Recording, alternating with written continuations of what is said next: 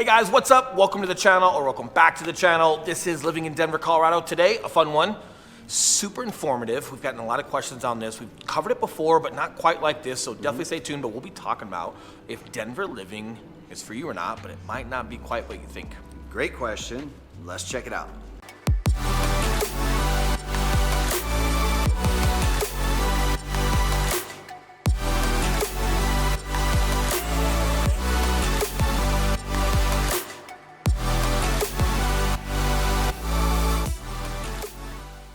What's up, guys? We are the Mile High Property Brothers. I'm Eli Schmidt. This is my partner, Will Grimes. If it's your first time checking out our channel, welcome. And while you're here, hit that subscribe button and don't forget the notification bell, because that way you'll get notified every Tuesday and Thursday and every other Saturday when we drop a new video telling you literally everything you could possibly need to know about moving to the Colorado area. 100%, and we are licensed brokers here in the state of Colorado, which means as much as we love making these videos, we would love to help you more with those real estate needs. So that number that's popping up below are the guys who answer the phone call and the text messages and those emails.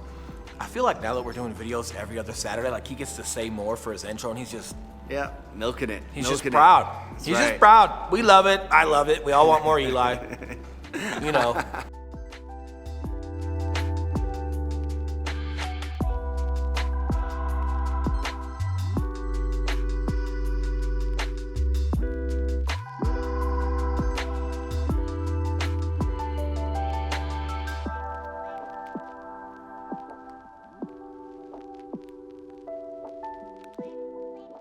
Getting into it, it's a little bit chillier, so we're coming inside of the office. So you see our little nifty, he doesn't wear jackets. I don't know what's that. He's that guy. He wears Crocs in the winter. No, digressing. Hey, first and foremost, if you can wear Crocs in the winter, Denver living is for you. That's true. People wear shorts and Crocs, walking their dogs downtown Denver, hanging out, having a great time. I don't know how their legs don't fall off from being numb. Yep. I guess they're just tougher than I am, but point number one, if you can wear Crocs in the winter, you will have no problem. And it legitimately is probably 48 degrees outside, and there's a guy out here sunbathing as we speak. We're at our office right now. They got a pool. There's a guy out here sunbathing as we speak. We'll show you that. Yeah, we're not lying. You see him right now, don't you? Gotta love editing. There he is, right there. He's a super cool guy. We love that dude. Great mindset, mentally tough. Colorado dude. I think all my mental toughness is all gone. Digressing again. If you can be outside at a pool, it means you're acclimated, right? We talk about acclimating to Denver. Yep. You're acclimated, you're ready. But let's get more specific with all the jokes being aside. What do we mean as far as like, is Denver living for you? It's not so much like whether you should be in Colorado or not. We think everybody should be in Colorado. It's an amazing state, but it's more about, is the Denver metro, like the heart of Denver, is that style of living for you? Or should you be venturing into the mountains, the foothills, a suburban neighborhood? There's a lot of cool things. We're gonna dive into it right now and just give you guys a little bit of context to help you ask yourself the right questions to figure out whether it's for you or not. Talking specifically, let's compare cost of living, because Denver, the city and county of Denver, is going to be the highest average home price in Colorado, right? Maybe outside of Boulder, that might be a close second, or those two might be neck and neck. But bottom line, houses cost more in Denver. There's definitely a big difference as far as bang for buck from what you'll get in Denver versus what you'll get in Highlands Ranch or Parker or Southeast Aurora. Correct, and we are one of the hottest markets in the country right now. I think we're number 2 behind San Diego. That does not mean we're the most expensive market. It just means as far as traffic and people moving here, super hot. But we're still 30% more cost effective than Southern California, right? So Boulder is like a Southern California. Downtown Denver could be very similar. It's like a Southern California, but if you're getting to the outskirts, you're not.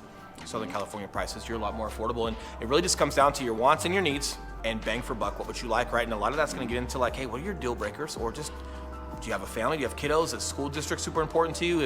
We've got a lot of great ones here, but is it like, I gotta have a bigger backyard, my commute to work, I work from work every day, that I'm still old school, I can't work remote, whatever that looks like for you. It's really just boiling down those deal breakers, what works, what doesn't work, and then more specifically, how does Denver accommodate or lack thereof? Yes. Now, moving on to point number 2. What's point number 2? This is just me being bitter when people open our door. I know. Right, Johnny, I'm sorry. I'm going. 1, 2, 10. Okay, now number 2, guys, we've got to look at lifestyle. Are you single? Are you divorced? Are you a young family? Are you a young professional? All of those things are going to matter depending on where you want to go. So, for example, like Will said, just not to cut him off, it's going to matter based off of like what does it look like for you, right? So it doesn't mean that exactly, if you're single you can't live in suburbia. Right. Doesn't mean that if you're not single you can't live downtown. It really just depends on like based off of your circumstances or desires within your lifestyle. How can you make those fit? Man, I'm glad you did cut me off, because there are plenty of young families that live in Denver. There are plenty of single divorcees that live in suburbia, right? So it really just depends on your personal wants and needs at this phase of your life. Correct. So it is just a different change of pace. For example, if you're in suburbia, let's say Highlands Ranch. What I love about Highlands Ranch suburbia is there's a great sense of community. If you're new to a place and you're looking to connect with your neighbors and stuff like that, it's super helpful when you've got a clubhouse and a pool, amenities that HOAs provide that you can actually be a part of. Blackstone Country Club, Southeast Great Aurora. spot. Excellent place to go meet new people. We've had a ton of people move there. They all love their neighbors. It's a great way to get integrated. Well, and we have single young professionals that live in Blackstone. Yeah. As in we have prior clients specifically that are young professionals that are single, right? And they enjoy because they like their peace and quiet. They like to be away from the city. They like their size of yard. They like the country club and they go do things when they like to. They like inviting their friends to their house and going and playing golf and things like that. Like, obviously, I'm not their golf friend. I'm not very good at golf.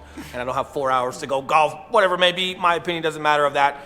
But it just, again, it just depends on like, hey, based off of your personal circumstances, what do you like getting involved in and doing? What would you like to get involved and go do? Or, hey, what are some of your needs of like, hey, these are my circumstances. It's not going to change. I got to work downtown. I have to be there every day, and I can only be so far away, right? But to shed some light on that, we're going to be talking about our next segue, which is traffic. So even if you do work downtown or in Denver Tech Center and you got to be there every day, so you feel like you have to be there, especially if you're coming from one of the bigger cities, you could get to the Springs in an hour and 15 from the heart of downtown. You could get to Castle Rock in 30, 35 minutes. Where I live in Southeast Aurora, it took me 33 minutes to get here today. You can still live out in like those suburban areas. So if you like that type of stuff, please don't think you're restricted to just being in downtown Denver or DTC because you got to work down there. Your commute in Colorado, not even close to some of these bigger cities. Even though we're being considered a bigger city, we just don't have that influx of traffic right now. They've done a great job here in Colorado as far as mitigating the traffic and expanding highways, whatever that looks like economic-wise. Long story long here, you can get a lot further in 45 minutes out of the city or out of DTC than you might think. Yeah, and this is the point that I wanted to harp on the most here, because our biggest commute in Colorado, like for the most part, like if you work in Denver, let's just, personal example, Eli, you guys know I live in Parker. I actually just bought a house out in Elizabeth. We've never talked about Elizabeth. You guys might not know what the heck it is. We're actually going to do some videos on that.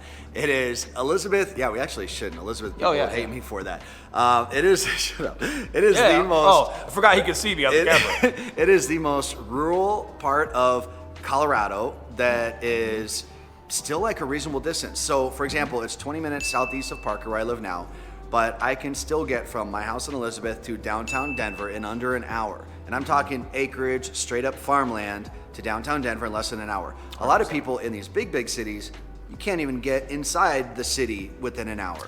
When I lived in Southern California, you couldn't go from, San Clemente to two exits down the highway, right? Like super hard. We're definitely not there. And yes, from Elizabeth, where he lives, you can still see the mountains. They're super big, guys. They're rocky mountains. A lot of people don't grasp that. You can literally see the mountains, and depending on your elevation of where your house is, like you can see them across literally all of Colorado. If you remember that Dumb and Dumber scene where they could not see the mountains on the horizon, and that John Denver's full of crap, man. I expected the Rocky Mountains to be a little rockier than this. I was thinking the same thing. That John Denver's full of shit, man. Yes, it was very true. You would be able to see it. So if you're coming like east out of Kansas or Nebraska coming into Colorado, yeah, you're not very far into Colorado and you can see them, right? But the mountains are all the way up onto the western side of the state. So they're huge. You can see them from Elizabeth. Yeah. Depending on where you want to be location-wise, if you want to be closer to the mountains or in the mountains, you just got to understand there's some inclement weather that comes with that.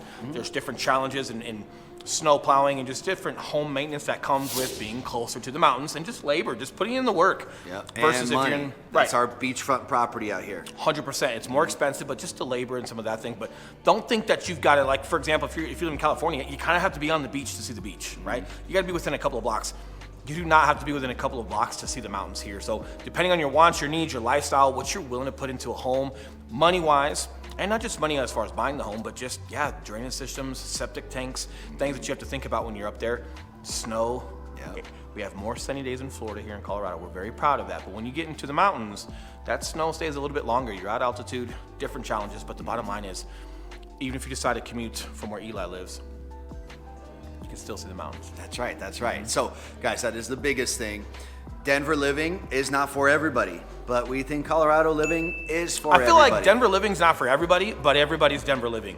As in, whether you live in the heart of Denver or not, everybody's just, I say this on every video, man, everybody's super friendly. They say hello to you. They're kind. It's not like when you get into the city, someone's got some snob nose up in the air acting a certain way.